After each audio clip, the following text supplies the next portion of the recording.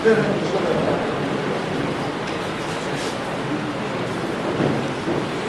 जी, यहाँ उपस्थित भारतीय जनता पार्टी के जाने माने नेतागण, महासचिव बॉम्बे के और मित्रों, वास्तव में एक महापरिवर्तन के मोड़ पर आज हमारे हिंदुस्तान खड़ी है और इस आने वाली चुनाव जो 2014 है उसमें जो निर्णय होगा पब्लिक का, उससे तय होगा कि हम देश के पुनरुत्थान की ओर बढ़ेंगे या हम और पीछे जाएंगे। आज जो समस्याएं हैं वो सबके समाधान निकल सकती है। उदाहरण, इकोनॉमी जो जिस हालात में है इसको सुधारा जा सकता है और भी तेजी से हम आगे बढ़ सकते हैं। 1990 में मैं जब प्रधानमंत्री चंद्रशेखर के कैबिनेट में सबसे वरिष्ठ मंत्री बना था, 2 पोर्टफोलियो मेरे पास थे, कॉमर्स और लॉ। तब इतनी बुरी हालत थी कि हमारे देश की दिवालापन की घोषणा बाकी थी और वहां से बदलकर फिर उसके बाद नरसिम्हा आए थे, तो नरसिम्हा की सरकार में भी मैं मिनिस्टर रैंक के, कैबिनेट मिनिस्टर रैंक के एक पद में था, जो गैट और WTO के संबंधित विषयों के लिए उनकी सलाहकार के रूप में मैंने काम की।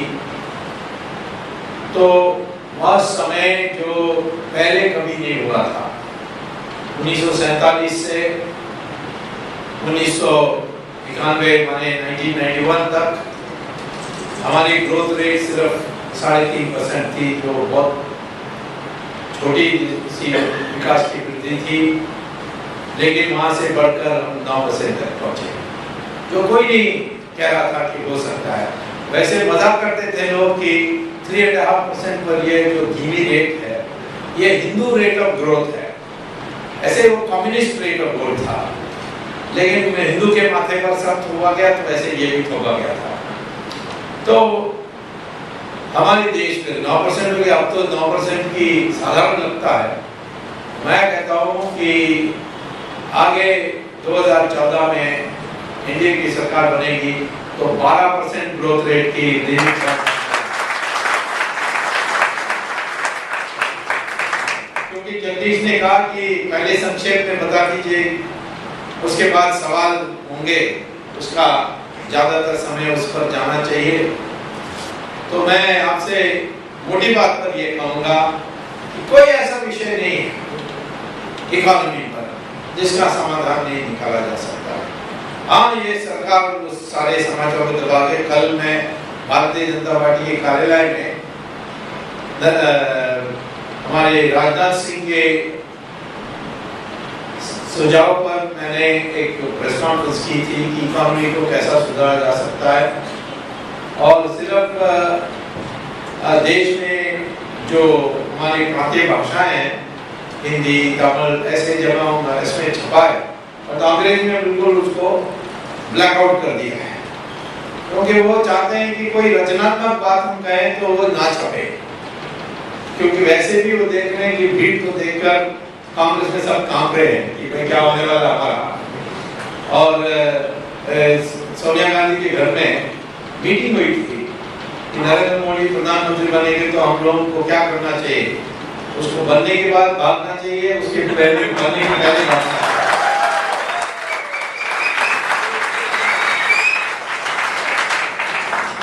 तो पहले भागे या बाद में भागे, हम तो पकड़ेंगे उनको, क्योंकि उनके बैंक अकाउंट में 1 लाख करोड़ रुपए, जब वो पूर्ण गरीब थी, जब उनकी विवाह हुई राजीव गांधी के साथ, ये 1 लाख करोड़ कहां से आया? हिंदुस्तान के हिंदुस्तानियों का, खास तौर पर हमारे मंत्रियों को कुल मिला करके विदेश में 70 लाख करोड़ रुपए, 70 लाख करोड़ रुपए टोटल टैक्स जो इकट्ठा होती है भारत की सेंट्रल बजट में, वो कितना है? 4.5 लाख करोड़। इनकम टैक्स कितना है? 2 लाख करोड़। ये 70 लाख करोड़ बाहर से मंगवा लेंगे, जैसे बाबा रामदेव कहते हैं, तो कितने साल के लिए हमें टैक्स नहीं देना होगा? तो इसीलिए संपत्ति की कमी नहीं है। ये पेट्रोल में टैक्स डालते हैं, हर चीज में छोटी छोटी चीजों पर टैक्स डालते हैं, लेकिन स्पेक्ट्रम के ऑप्शन करते तो आपको 1,76,000 मिल जाएगा। कपिल सिब्बल तो कहते हैं कि 0 मिलेगी, तो उसकी कोई कसूर नहीं है इसमें, क्योंकि वो 0 से आगे गिन नहीं सकता।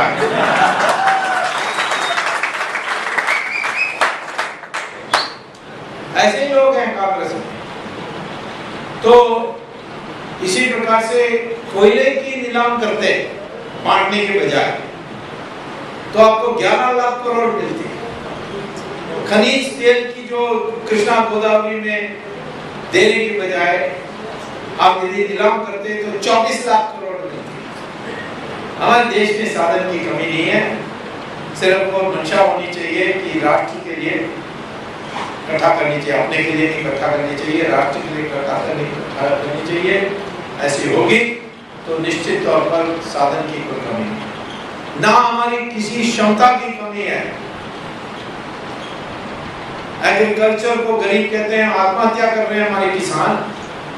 और तो आपको पता है कि जो आज हमारी एग्रीकल्चर में जो उत्पादन हो रही है वो सबसे न्यूनतम लागत पर होती है दुनिया में। WTO ने कहा है कि एक ही देश में, बड़े देशों में एक ही देश है जो यदि निर्यात करने के लिए सब्सिडी देगी तो हम आपत्ति नहीं करेंगे।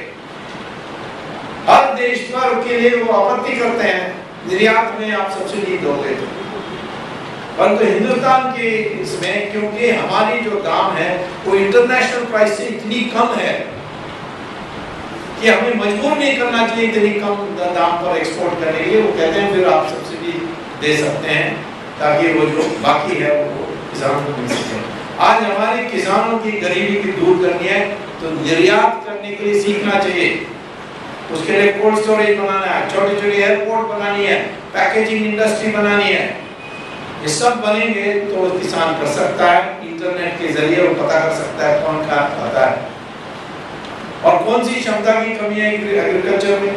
12 महीने हमारे देश में आप एग्रीकल्चर कर सकते हैं, 12 महीने।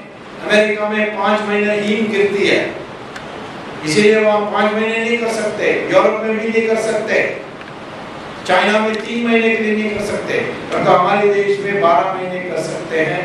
3 फसल बो सकते हैं, लेकिन हमारे सिर्फ 25% जमीन पर एक से ज्यादा फसल बोया जाता है। हर चीज में अनाज हो जाए, अनाज की चावल का दाम 1/7 साउथ अफ्रीका की तुलना में, जापान की तुलना में। इसी प्रकार से गेहूं 1/4, दूध 1/15। हमारे देश में 15 करोड़ गाय हैं। 15 करोड़ गाय को ठीक से खाना पीना पिलाओ, खाने दियो, इसकी सारी जो विटामिन की आवश्यकता पूरा करो, तो आप जो आज 200 लीटर पैदा करते हैं वो आप 11,000 लीटर पैदा कर सकते हैं एक साल में। इजराइल में करते हैं, इजराइल में कर सकते हैं तो हम भी कर सकते हैं। और हमारी गाय के दूध की विशेष दवाई की जो उसकी क्षमता है, उसकी जो है, वो सब आज लोग दुनिया में मानते हैं। और यदि 15 करोड़ गाय 11,000 लीटर देंगे तो आप स्नान भी दूध में कर सकोगे। किसी चीज की क्षमता, इसीलिए तो हम दुनिया के सबसे विकसित देश थे 1750 तक। उसके बाद जो नए यंत्र आए उसको हमें वंचित किया गया। अंग्रेजों ने हमारे देश में लोगों को रेलवे नहीं लाने दिया बहुत सालों के लिए। 1857 में जब उन्होंने देखा कि जो पहला भारत को स्वाधीन करने की संग्राम शुरू हुई, उसके बाद उन्होंने थोड़ा रेलवे लाए अपने ट्रूप्स को जल्दी ले जाने के लिए और कपास को बंदरगाह तक ले जाने के लिए। उन्होंने हमें स्टील बनाने नहीं दिया, जो इंडस्ट्रियल रेवोल्यूशन में आधार थी क्रांति के लिए। इंडस्ट्रियल रेवोल्यूशन जिसको कहते हैं औद्योगिक क्रांति, वो वहाँ की जो स्टील प्लांट बनाई थी बेसेमर ब्लास्ट फर्नेस के जरिए, वो हमारे देश में लोग तैयार थे लाने के लिए। टाटा तैयार था, जमशेद टाटा, उसको बनाने नहीं दिया। आखिर में 1914 में जब देखा कि फ्रांस और जर्मनी और बेल्जियम हमारे देश में निर्यात करा ली थी सस्ते दाम पर इस्पात को, तब उन्होंने टाटा को कहा और कहा कि पैसा आपको हम नहीं देंगे और आप लंदन के स्टॉक मार्केट से भी पैसा नहीं ला सकते। तो यहाँ स्वदेशी की आह्वान पर लोगों ने 10 रुपया दिया, 5 रुपया दिया, ऐसा देकर टाटा को पैसा मिला और उन्होंने पहला स्वदेशी स्टील प्लांट बनाई, जो आज भी दुनिया के न्यूनतम लागत में स्टील पैदा होती है। तो कोई चीज की कमी नहीं है, सिर्फ करने वाला चाहिए। हमने एक छोटा सा एक्सपेरिमेंट देख लिया गुजरात में, तो इसीलिए नरेंद्र मोदी हो गए तो निश्चित तौर पर इस सारी क्षमता का पूरा उपयोग होगा और देश एक बार 5 साल के अंदर विकसित होगा।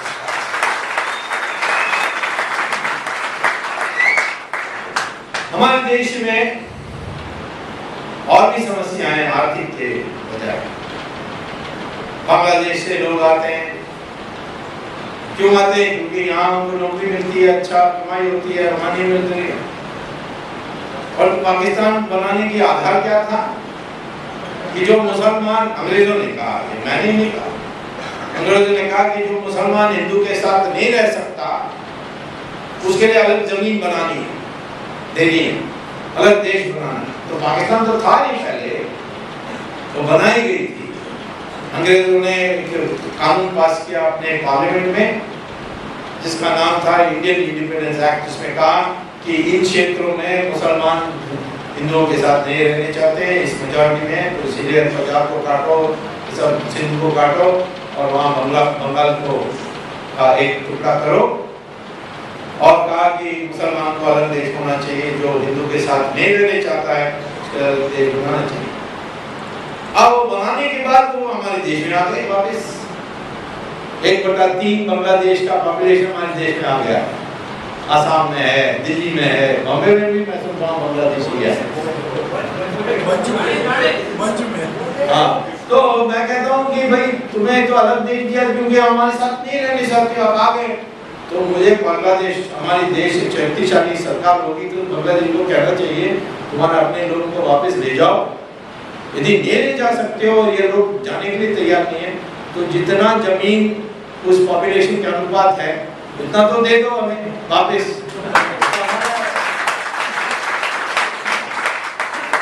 1/3 उनकी जनता आ गई तो 1/3 जमीन, पॉपुलेशन 1/3 आ गई तो 1/3 जमीन। खुलना से सिलेट का एक लकीर खींचो तो सारा जमीन ऊपर है ना, वो 1/3 है। और मिलिट्री को ये सुनाओगे तो बहुत खुश हो जाते हैं कि अभी तो हमें घूम के जाना पड़ता है आसाम के लिए, अब हमें ये मिल जाएगा तो बड़ा अच्छा हो जाएगा। पाकिस्तान तो चाहता नहीं है कि हिंदू मुसलमान में कोई तालमेल, तो इसीलिए कुछ ना कुछ गड़बड़ करते रहते हैं। देखो उन्होंने कश्मीर में क्या किया। कश्मीर में मैं अभी गया था 22 मई को, लाल चौक में हमारी जनता पार्टी यूनिट थी, अब तो विलय के पहले अब सब हमारे साथ आ गए। अब्दुल रहमान लोन हमारे प्रेसिडेंट हैं वहाँ, उन्होंने मीटिंग कराई। उसमें हमारे मुंब्रा से जावेद अख्तर खान भी जोड़ना है ना, और उनके साथ ही जो हमारे साथ शुरू से रहे वो सब गए थे कश्मीर में और भाषण दिया हमने कि कश्मीर हमारा अटूट हिस्सा है। प्रेस कॉन्फ्रेंस में मुझे पूछा कि कश्मीर के प्लेबिसाइट का क्या हो। मैंने कहा प्लेबिसाइट मैंने तो नहीं माना था, प्लेबिसाइट मैंने जवाहरलाल नेहरू ने आश्वासन दिया था मैंने कहा जवाहरलाल नेहरू से पूछ लो। तो हम कहाँ पहुंचेंगे उनके पास? तो मैंने कहा टेररिस्ट से कह दो हमें पहुंचा दे।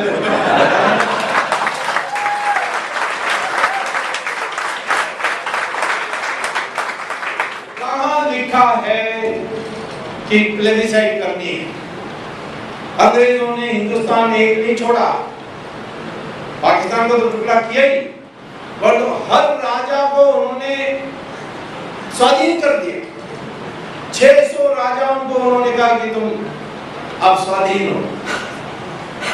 यदि आपको हिंदुस्तान में या पाकिस्तान में विलय करना है तो इंस्ट्रूमेंट ऑफ एक्सेशन में दस्तखत करो, और उस दस्तखत करने के लिए जनता से राय पूछने की जरूरत नहीं, और लिखा है। और इसीलिए 450 देशों ने, जो राजाओं के देश थे, उसको साम दाम भेद दंड से सरदार पटेल ने विलय किया। एक बार जवाहरलाल नेहरू ने कहा एक को छोड़ दो लेंगे, उसी को सत्यानाश किया। 450 छोड़ दे तो क्या होता हमारे देश का आज। और 150 जो बाकी थे वो पाकिस्तान का हिस्सा बने। तो यदि कश्मीर में हमें जनमत लेनी है तो फिर पाकिस्तान का 160 के देशों जो विलय हुआ पाकिस्तान, उसकी भी होनी पड़ेगी। कहाँ लिखा है? इसमें बिल्कुल साफ लिखा है कि जनता की राय पता करने की आवश्यकता नहीं। ये सिर्फ जवाहरलाल नेहरू, माउंटबेटन और जवाहरलाल नेहरू के एक सलाहकार, उसका नाम एडविना माउंटबेटन,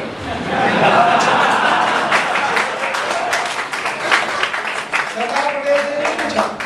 तो उन्होंने कहा कि आपके प्रधानमंत्री ने गारंटी दे दी तो आप अब उसको माने ही नहीं, तो ये कैसे चलेगा? मैंने कहा यदि वो कैबिनेट में लाते और कैबिनेट में पास करते, प्रस्ताव करते, तो मेरे ऊपर लागू होती है।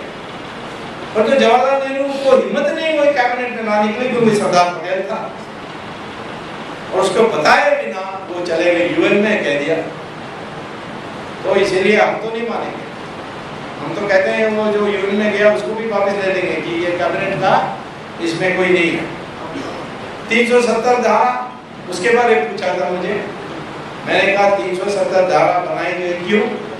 इसीलिए बनाई गई थी कि हिंदू मुसलमान की जो अनुपात है कश्मीर में, उसको बिगाड़ना नहीं चाहिए, नहीं तो ये सारे मारवाड़ी आ जाएंगे। ये जवाहरलाल नेहरू ने कहा सारे मारवाड़ी आ जाएंगे, जमीन खरीद लेंगे। ऐसे भी मारवाड़ी जमीन खरीदा है, उसको कहते हैं पावर ऑफ अटर्नी। नाम जानते हो पावर ऑफ अटर्नी? जो अधिकार दिया जाता है तो बेचना रखना।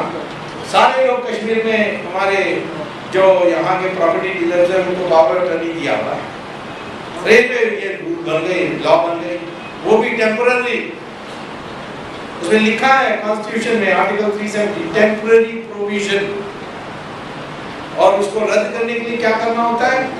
राष्ट्रपति को एक विज्ञापन निकालनी है, नोटिफिकेशन कि रद्द हो गया। पार्लियामेंट की वोट की जरूरत नहीं है।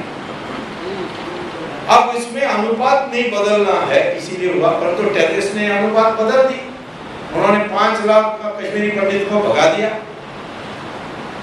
तो इसके माने वहां उन्होंने सारे हिंदुओं की जो उपस्थिति थी उसको खत्म कर दी।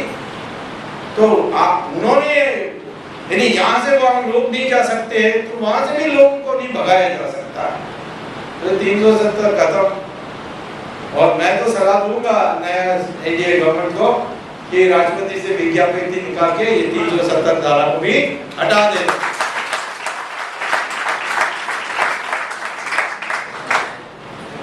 तो कश्मीर को अपना हिस्सा बनाना है और जो बाकी हिस्सा उसको भी लेना है।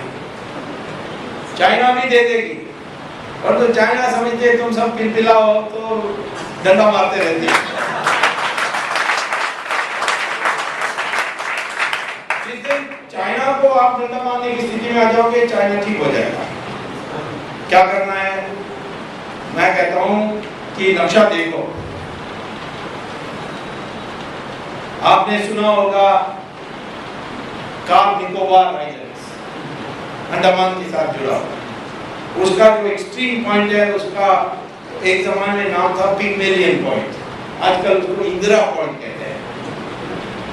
सब चीज का इंदिरा नाम रखा है, मेरा और आपका बचा हुआ है। तो इंदिरा पॉइंट से सुमाट्रा इंडोनेशिया कितना दूर है? 90 किलोमीटर। बीच में समुद्र, मलाक्का स्ट्रेट। इसकी विशेषता क्या है कि सारे जो चाइना के सामान जाते हैं विदेशों से, अमेरिका से, ईरान से, तेल जो है ये सारी उसमें से जाती है, और जो चाइना निर्यात करती है वो भी उसी से आती है। 90% उसकी आयात और निर्यात उससे जाती है। इंडोनेशिया, सुमाट्रा माने इंडोनेशिया, इंडोनेशिया उसको चाइना बिल्कुल पसंद नहीं है।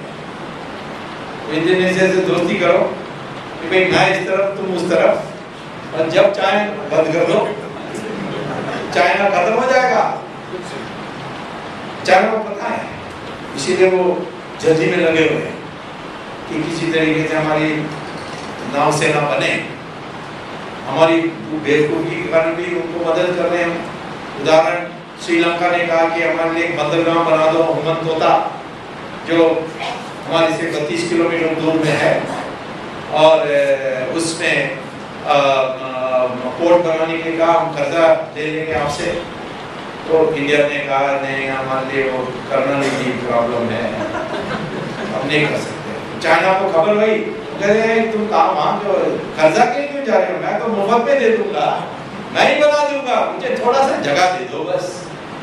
और आज वो बंदरगाह बना है, चाइना ने बना करके वहाँ बैठी है। यह हमारी बेवकूफ़ी का है।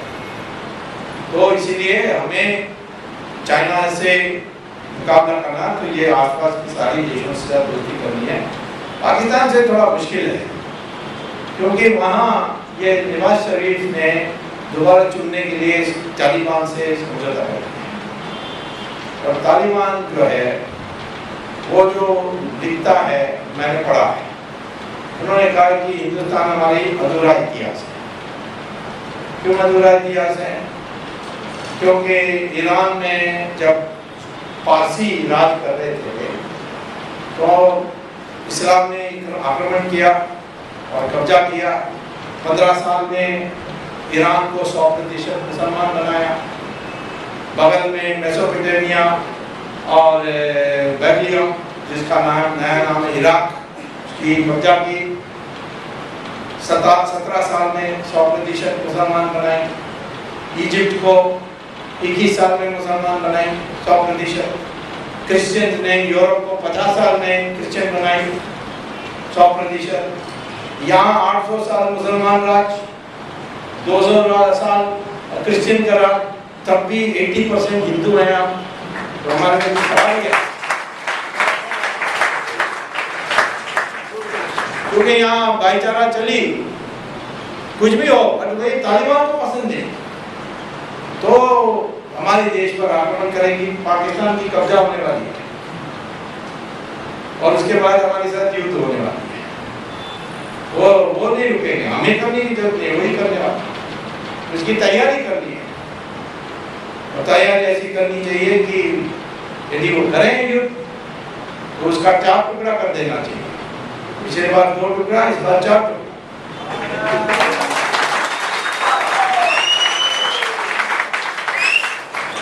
हमारे देश के अंदर हिंदू और मुसलमान की एकता ना हो, इसके लिए उनको पाकिस्तान और तालिबान को बहुत दिलचस्प है। कश्मीर में भी यही कहते हैं। अभी वो गया था वो जो फिल्मों ने पाकिस्तान लेकर जुबिन मेहता ना बेरो, अरे संगीत कोई गाएगा तो तुम्हारे लिए क्या है, आखिर में हो ही गया, अच्छा हुआ। लेकिन हमारे देश के लोगों को भी दिमाग साफ होनी चाहिए। वहां मुझे कश्मीर में यही कहा लोगों ने कि ये टेररिस्ट तो कहते हैं कि ये हिंदुस्तान तो आखिर में दे देगा कश्मीर। पाकिस्तान के लिए भी ना ना ना कहा और बाद में दे दिया। ये कश्मीर का भी ना कहेंगे, बाद में दे देंगे, और यदि दे देंगे तो फिर तुम्हें देख लेंगे। ये कहते हैं हमारे वहां मैंने देखा है कि लोग जो आए थे वो हॉल भरा हुआ था, लोग यही कहते हैं कि हमें विश्वास दे दो कि हिंदुस्तान कश्मीर को कभी छोड़ेगा नहीं, हम तुम्हारे साथ हैं। और हम नहीं कहते, तो समझौता की बात करते हैं। अब मनमोहन सिंह जा रहे हैं उनको मिलने के लिए, नवाज शरीफ, वो भी कठपुतली है, ये भी कठपुतली है, दोनों को मिलकर एक जगह में बच जाना चाहिए। तो मैं आपसे कहता हूं कि हमारे देश में ये समझना चाहिए कि हमने डीएनए स्टडी किया, सारे मुसलमान हिंदुओं का एक ही डीएनए है। मैंने राज ठाकरे और बिहार के टैक्सी वाला का भी डीएनए टेस्ट किया, दोनों का एक ही है। इसके माने राज ठाकरे बिहार से आया होगा, या ये बिहार का टैक्सी वाला एक ही है। हम सब एक हैं। ये आर्यन द्रविडियन बकवास है, ये कैसे, ये अंग्रेजों ने करुणानिधि को सिखा दिया, वो चलाया, उसको कुछ इतिहास ही नहीं पता।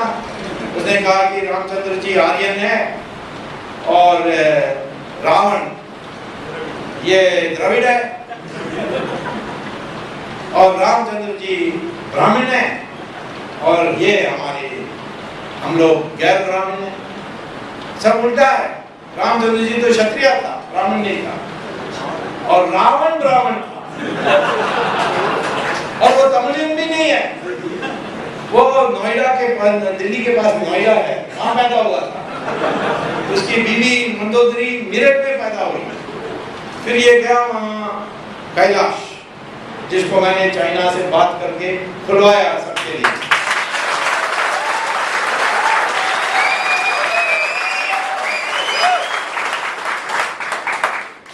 और वहां जाकर उसने तपस की, और आप जानते हैं शिवा भगवान तो भोलानाथ है, वर दे दिया। हाँ, और उसको लेकर वो देखा कहाँ है सबसे अच्छा जगह, तो कुबेर ने श्रीलंका को बहुत सुंदर किया। तो उस कुबेर ने कुबेर के जो राजधानी थी वहां पहुंचा, उसने अपना वर का उपयोग करके उसको खत्म किया और राजा बना श्रीलंका। ये करुणानिधि को नहीं पता था। मैंने उसको बहुत समझाया, आंखें में उन्होंने मान लिया। अब वो रावण लीला नहीं मनाता है। और तो राम का बुराई जरूर करता है। अब राम सेतु पर मेरे को बहुत बिगड़ा है।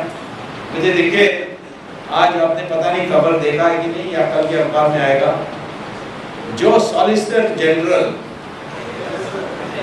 देखा, हाँ, वो सॉलिसिटर जनरल पराशरन, वो भी तमिल है, उसने उसको ये ब्रीफ दिया था कि राम सेतु गोस्वामी के खिलाफ करो। वैसे राम सेतु को छू नहीं सकते, और तो करुणानिधि को खुश करने के लिए ये कुछ ना कुछ करते रहते हैं, वो छू नहीं सकते। राम सेतु का एक ही बाकी है, उसको राष्ट्रीय धरोहर डिक्लेयर करके, ताकि आप सब लोग आने जाने के लिए सरकार व्यवस्था करे। ये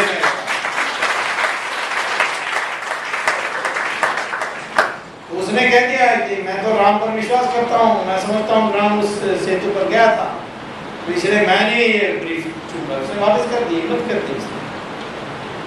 परंतु ये इसको चिढ़ थी करुणानिधि। उसने एक आम सभा में कहा था कि स्वामी कहता है राम सेतु, ये कैसा हो गया राम सेतु?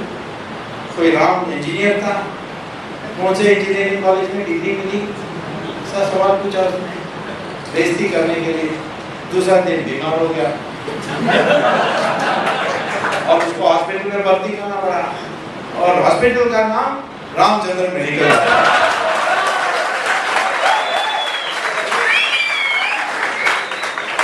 मैंने उसको गेटवेल कार्ड लिखा कि कम से कम राम को एमबीबीएस तो है ना ये।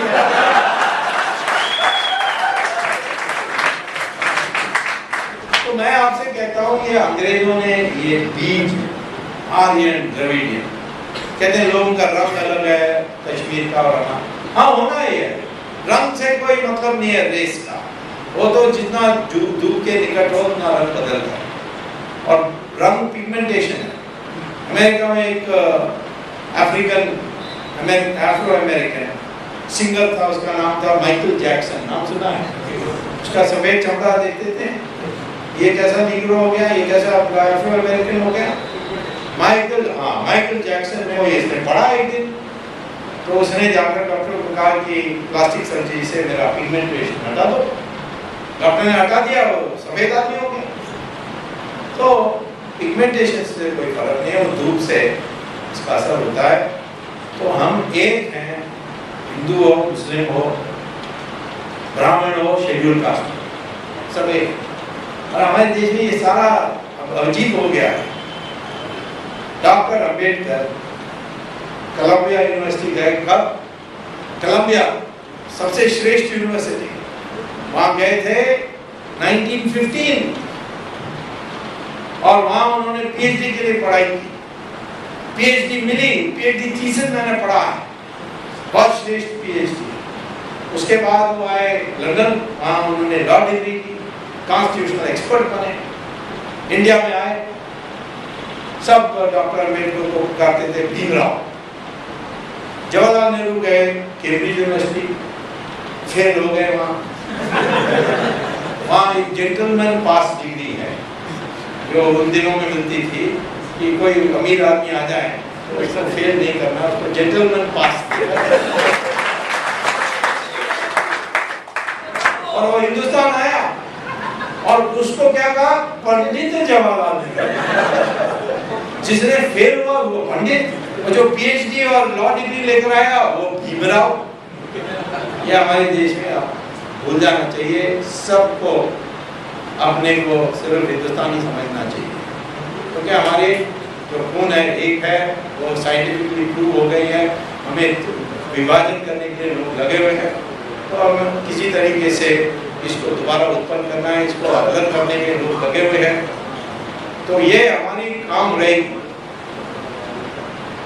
और हाँ, हमारे देश में ऐसे घटनाएं हुए हैं जो दुखद घटना है, उसको किसी तरीके से भूलना है और आगे समझौता से बढ़ना है।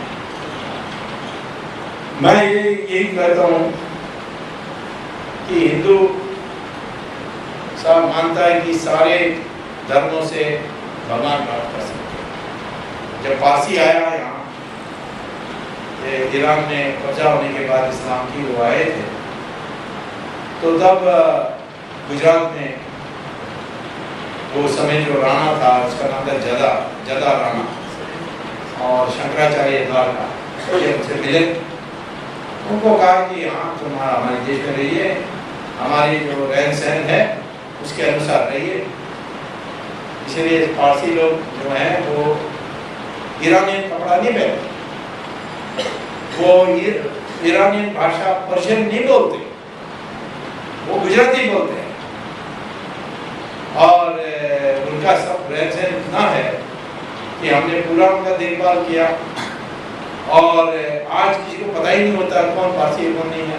चीफ जस्टिस कापड़िया पारसी था, किसी ने ये नहीं सोचा ये पारसी है। Commander in chief Manekshaw था, किसी ने पारसी नहीं सोचा। एयरफोर्स चीफ फाली मेजर पारसी, किसी ने सोचा नहीं। Attorney general Soli Sorabjee, किसी ने नहीं सोचा। एनडीए का अटॉर्नी जनरल था, उसको कोई पारसी नहीं सोचा। यहूदी भी आए, उनको भी हमने बनाकर दिया। सिनागॉग ये सब बॉम्बे में भी बनाया, कोची में भी बनाया। और जब मुसलमान पहले आए थे, जो केरल में आए थे अरब लोग, उनके व्यवस्था की शादी के लिए, और इसीलिए उनको अंग्रेजी में मोपला कहते हैं, बट तेलुगु मलयालम भाषा में उसको मापिला ही कहते हैं। मापिला मीन्स सन इन लॉ है। तो उनको भी यहाँ अब हो गया। जब 1857 में हिंदू मुसलमान दोनों साथ मिलकर लड़े, उस दिन से अंग्रेज थोड़ा घबरा गया, तो ये वहाँ से ये विभाजन आई है। इसको दोबारा स्थापित करने के लिए हमारी फर्ज है। और मैं ये समझता हूँ कि आज हम लोगों को क्या सोचना है कि आगे एक रचनात्मक मंशा से आगे बढ़े, क्योंकि हमारे देश में बहुत जल्दी हम घबरा जाते हैं, निराश भी हो जाते हैं और कभी उलझन भी आती है, ऐसा करना है नहीं करना। इसको कहते हैं अर्जुना डिजीज। क्यों अर्जुना डिजीज? कुरुक्षेत्र में बैठे हैं, वो ये कहता नहीं ये सब मेरे भाई हैं, मैं कैसे उनको मार सकता हूँ। जब करना आया, उसकी रथ फंस गई कीचड़ में और उतर के उसको निकाल के लगा, तो कृष्णा कहा अब मारो उसको। तो कहते मैं कैसे मारूंगा, मैं तो क्षत्रिय हूँ, मैं ये तो नीचा झुका हुआ है, इसको कैसे मारूं? हाँ, तो कृष्णा ने कहा जब तेरे बीबी की साड़ी को उतार रहा था तब तुम्हारी क्षत्रियपन कहाँ गई, मारो इसको। इसी प्रकार से जब राम ने बाली को मारा, वो पेड़ के पीछे छिपकर सुग्रीव को माला पहना दिया ताकि दोनों बंदरों के बीच में फर्क देखने के लिए कौन सुग्रीव है कौन बाली है उनको पहले पता नहीं लगा, दोनों एक जैसा लग रहे थे। तो पीछे से तीर मारा, बाली मरते मरते कहा ये तुम मर्यादा पुरुषोत्तम, तुम्हारे जैसे कायर मैंने देखा नहीं, मेरे सामने आते आमने सामने लड़ाई होती तो फिर मैं कह सकता हूँ कि गर्व से निर्णय हुआ है, मैं मरूं या आप मरो। लेकिन कायर जैसा पीछे से छिपकर किया तुमने, तुम्हें कोई नैतिकता नहीं है। राम कहते हैं उसको, तो कौन होते हैं मुझे नैतिकता सिखाने वाले? तुमने सुग्रीव की बीवी को चोरी की, उसकी राज को चोरी की और आप मुझे भाषण देते हो नैतिकता के? नैतिकता सिर्फ दो नैतिक व्यक्तियों के बीच में होता है। हमारे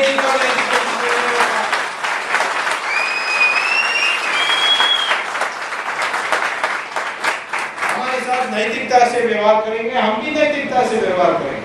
हमसे गड़बड़ करोगे तो फिर तो कोई नहीं छोड़ने वाले हैं।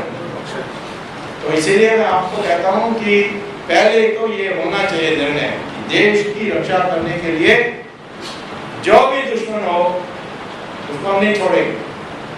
दूसरा है, इस देश को कभी कोई डुबा नहीं सकता। हर बार मैंने देखा कि लोग कहते हैं कैसा हो ये तो चलेगा। जब हम 1947 में सारे हुआ तो विंस्टन चर्चिल ने कहा कि 3 साल में सब आकर भीख मांगेंगे हमसे कि वापस आ जाओ, 20 देशों में टुकड़ा टुकड़ा हो जाएगा। कुछ नहीं हुआ। फिर कहा कि इकोनॉमी कोलैप्स हो जाएगी, नहीं हुई। इनको खाने के लिए इनके पास उत्पादन के लिए शक्ति नहीं है। फिर हम ग्रीन रेवोल्यूशन आ गई। फिर कहा कि Hindu rate of growth 3.5% rate of growth, हमारा 9% रेट ऑफ चलने लगे। आज लोग कहते हैं कि क्या होगा देश का, ये निराशा नहीं होनी चाहिए। मैं इमरजेंसी में लड़ रहा था तो लोग कहते हैं इमरजेंसी कैसे जाएगी, कोई नहीं है, सब शांत है, सब कोई नहीं बोल रहा है, कोई नहीं विद्रोह है। अब मैंने सोचा भाई इतना निराश हो जाएंगे तो मैं क्या प्रचार करूंगा। जेपी ने कहा विदेश में जाकर प्रचार करो, क्या प्रचार करूंगा? लोग यही कहेंगे कि इंडिया में सब लोग चुप है और यहाँ तुम मजा कर रहे हो, यही कहेंगे लोग। तो इसीलिए मैं आया वापस चुपचाप पार्लियामेंट में गया, भाषण देकर फिर गायब हो गया, ये दिखाने के लिए कि व्यवस्था है हमारी भूमिगत व्यवस्था, इससे हम कर सकते हैं। परंतु किसी ने नहीं कहा मुझसे कि ये चाहिए, कहा कि नहीं ये तो 20 साल चलने वाली।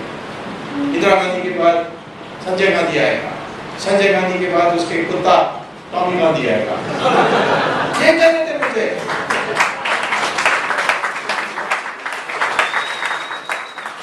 अब मुझसे पूछते थे कैसा जाएगा, मैं नहीं जानता, तो मैंने कहा मैं लड़ना ही जानता हूँ, मैं ऑफिस नहीं जानता हूँ। लेकिन इंदिरा गांधी ने इलेक्शन डिक्लेयर कर, इलेक्शन डिक्लेयर करने के बाद कई नेताओं ने, जनता पार्टी के नेताओं ने कहा चुनाव नहीं लड़ना चाहिए, हमारे पास पैसा नहीं है, लोग नहीं है, कुछ नहीं है और ये वोट लग जाएगी इंदिरा गांधी पर, इसलिए बॉयकॉट करना चाहिए। परंतु चरण सिंह, मोरारजी देसाई, मैं उस समय बहुत छोटा था पर मेरा राय ली गई थी और मैं, मोरारजी ने कहा कि तुम भी मीटिंग में बैठो। हमने फैसला किया कि चुनाव में भले आप जाएंगे लेकिन पब्लिक में जाकर प्रचार तो कर सकेंगे। तो जीत गए और इंदिरा गांधी खुद हार गए। मुझे लोग भाषण देते थे यानी हमारे देश में डेमोक्रेसी किसको समझ में आती, गरीब लोगों को पेट भरना है। सिर्फ चंद पढ़े लिखे लोग, शहरों में रहने वाले लोग को ही डेमोक्रेसी पता है। लेकिन मैंने देखा कि जो पढ़े लिखे लोग ज्यादा हैं दक्षिण में, उन्होंने कांग्रेस को वोट दिया। और जो ये जो अनपढ़ लोग है चुटिया पहन करके उत्तर प्रदेश और बिहार में, उन्होंने इंदिरा गांधी को भी हरा दिया। और यदि एक एक सीट कांग्रेस की उत्तर भारत में हारते नहीं और बॉम्बे में भी 6 सीट हारते नहीं, तो हमारी जनता पार्टी सरकार में नहीं आती और डेमोक्रेसी वापस नहीं आती। इसीलिए चुटिया वालों या अनपढ़ लोग इनकी बुराई मत करो, ये ज्यादा जानते हैं पढ़े लिखे लोगों से। पढ़े लिखे लोगों तो हमारे देश में आज क्या होने वाला है, नरेंद्र मोदी को एलाइज नहीं मिलेंगे। अरे नरेंद्र मोदी की जरूरत नहीं पड़ने वाली है, 300 सीट मिलने वाली है।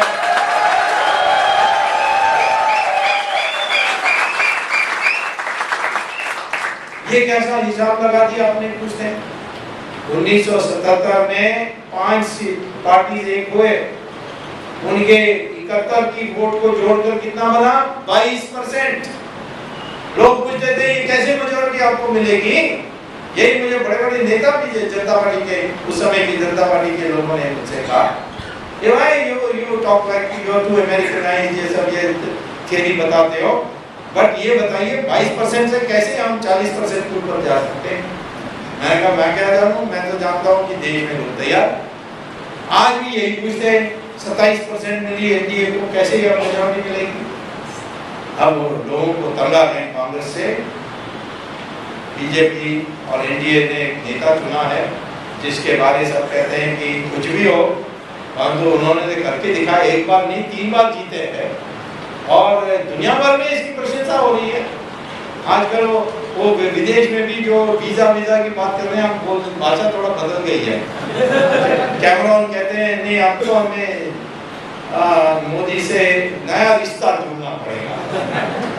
और पाकिस्तान क्या कहती है, हमें पावर चाहिए, गुजरात से चाहिए, गुजरात में जिस तरीके से पावर स्टेशन बने हैं उसको से हमें सीखना है। तो हमें कोई प्रॉब्लम नहीं है मोदी से बात करने में, ये पाकिस्तान ने कहा।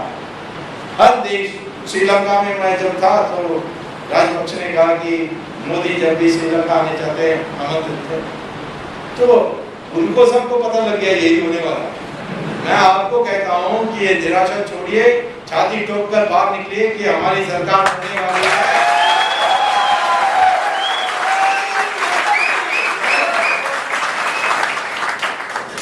और इसके लिए सारे अच्छे अच्छे बुकलेट्स निकलने वाले हैं, पार्टी की तैयारी हो रही है, विजन डॉक्यूमेंट, मैनिफेस्टो, सब उसको पढ़कर लोगों के बीच में जाकर, जो यहाँ भारतीय जनता पार्टी के लोग हैं उनसे मैं विशेष कहूँगा। और जो हमारे ट्विटर में बड़े सब एक शेर हैं ट्विटर, एक भी कुछ बुराई बोल देता है उसको ऐसा लगती है।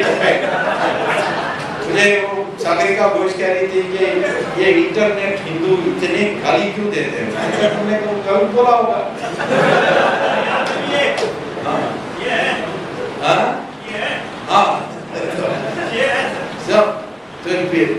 तो आज जो नया तबका है ना, इसमें राष्ट्रवाद का एक संकल्प, ये नई अच्छी बात है। इस देश में एक पहचान होनी चाहिए, हम सब लोग हिंदुस्तानी हैं और इसी मिट्टी के हैं और उतना ही हकदार हैं जो इस देश की अखंडता के लिए त्याग करने के लिए तैयार है, उसके लिए हम पूजा करेंगे। हमारे देश में हमने कभी पैसे के आधार पर समाज को रचना नहीं की। मैं जब हार्वर्ड में प्रोफेसर स्टूडेंट बन के गया था पहले PhD लेने के, तो मुझे एक अमेरिकन स्टूडेंट ने पूछा, ये बताइए कि आप महात्मा गांधी के पीछे क्यों आप लोग खड़े हो गए। मैंने कहा क्यों, कहा वो ठीक से कपड़ा भी नहीं पहनता है। मैंने कहा फिर आपके देश में नेता को अच्छा कपड़ा पहनना। हाँ बिल्कुल, सूट बूट चमकाओ जूता, उसके बिना हम नहीं रहे, ये तो आधा नंगा है, इसके पीछे कैसे आप जा रहे हो। मैंने फिर सोचा बात तो सही है कि इनके देश में है, हमारे देश में क्यों नहीं। फिर देखा हमारे देश में हर चीज में जो सबको मर्यादा, सबसे ज्यादा मर्यादा देते हैं वो त्यागी होते हैं। हमारे देखिए साधु सन्यासी, उनके पास सिर्फ पगड़ा कपड़ा है। रामदेव को आपने देखा होगा, इंग्लैंड में उनको तंग किया सोनिया गांधी के कहने पर। कोई बात नहीं, हम जब उसको तंग करने लगेंगे तो देखेगा।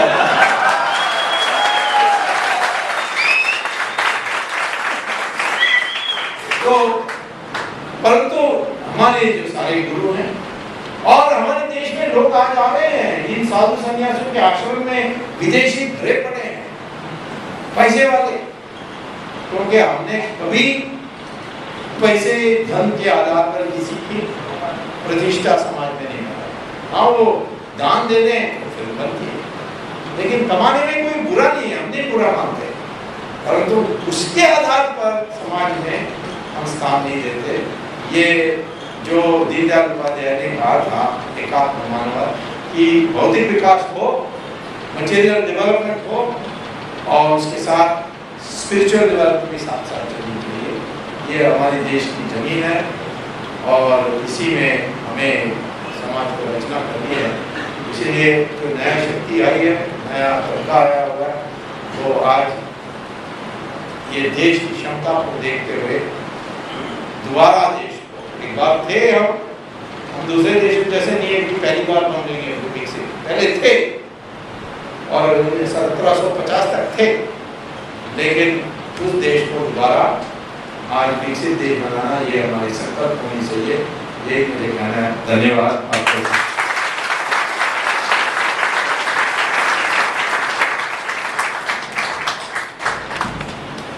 धन्यवाद डॉक्टर स्वामी जी। अभी हम जो इंटरैक्शन, जो क्वेश्चन आंसर सेशन शुरुआत करते हैं। मैं विनती करूंगा कि इन शॉर्ट आप क्वेश्चन पूछिए, लेक्चर मत दीजिए, क्योंकि बाकी सब लोग इंटरैक्शन के लिए आए हैं। तो I will start the interaction and you will have to ask a question and Dr. Swami will reply to it. Please have patience. I will reply in English, Tamil, Chinese and Hindi.